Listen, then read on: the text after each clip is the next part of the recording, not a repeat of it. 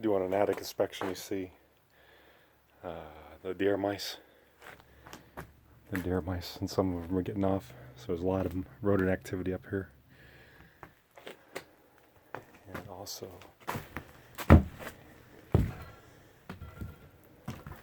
caught a couple flying squirrels. So that's how this is what the customer set out. This is my first day on the inspection.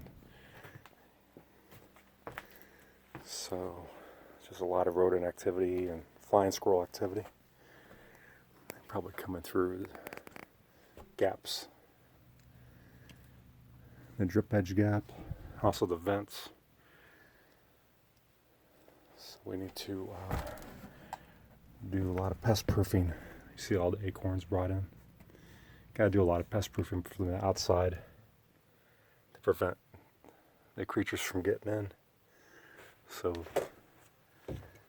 it'll minimize the having to catch them lethally.